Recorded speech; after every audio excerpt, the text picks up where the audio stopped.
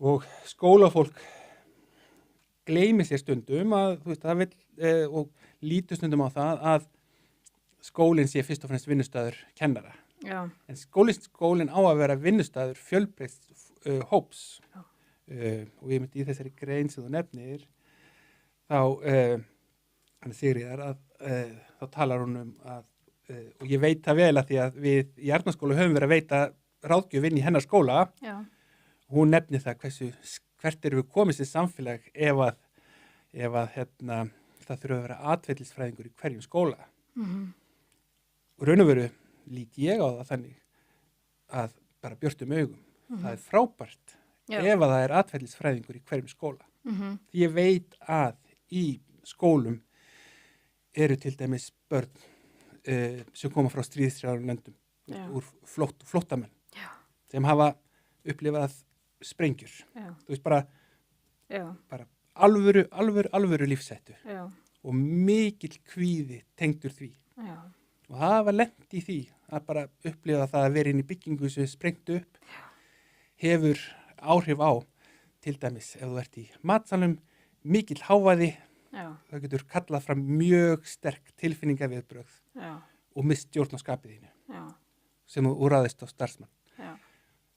Það versta fyrir svona barn er að það sé rekið úr skóla, því sé hafnað af samfélaginu og það er rekið úr skóla og sendið eitthvað annað. Ég veit að það eru börn sem kom frá heimilum sem að eru brotin. Það sem jafnvel annað foreldri hefur yfirgefið fjölskylduna, hafnað barninu. Það er hræðilegt fyrir svona börn að vera rekið úr skóla og sendið í einhvern annan skóla fyrir börn sem eigi í vanda. Það er frábært meðal annars í Hörðuvallaskóla, það sem að okkur hefur tekist að með sum börn. Ég myndi að koma til móts við þarfir þeirra á staðnum og þeim var ekki hafnað, þrátt fyrir erfiða hegðun.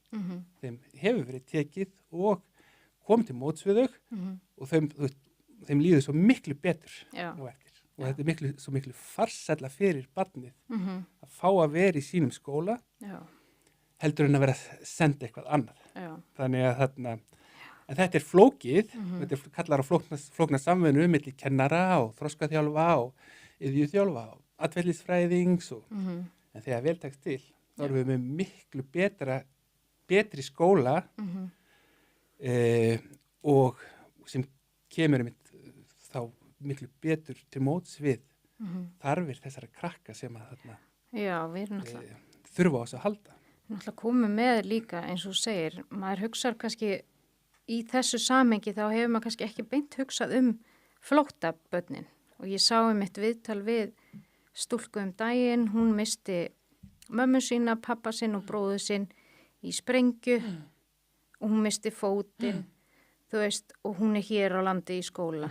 Þú veist, er einhver það er alltaf verið að tala að taka vel á móti þessu fólki og ég hef oft hugsað bara, eru þau að fá sálfræðihjálp? Af því að þú veist, við lendum í bara kannski pínu litlu brota þessu og það er, þú veist, tekið á því, en þú veist, þarna erum við að tala einhverju svona áföll sem að enginn þekkir á Íslandi. Þú veist, hvernig er að missa alla fjölskylduna sína og útlim og eiga svo bara að halda áfram og ég hjó eftir að hún var spurð í viðtalinu hvort hún myndi einhvern tímann jafna sig.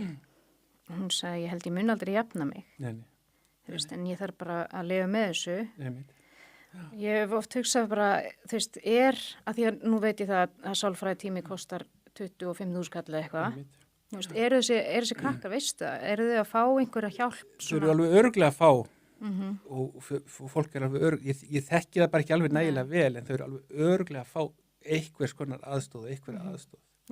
En mér finnst mjög ólíklegt að þau sé að fá alla þá aðstoð sem þau þyrftu á að halda. En í mörgum skólum er verið að koma mjög vel til móts við þau.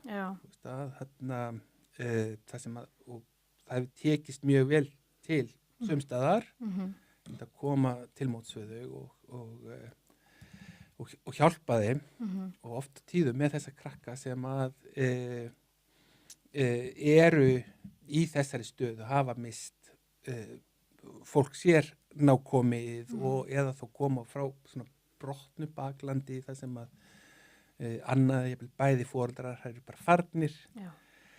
Þá getur skólinn gjörbreytt aðstæður. Það að það sé einn einstaklingu sem barnið getur tengst, einhver einn fasti sem hann getur treyst, getur breytt öllu. Það getur verið húsvörðurinn eða það getur verið kokkurinn í skólanum eða kennarinn eða stuðningsfulltrúinn eða eitthvað þess áttar. Það getur breytt lífi barna ef það er einn fullorðinn einstaklingu sem barnið getur treyst á. Já.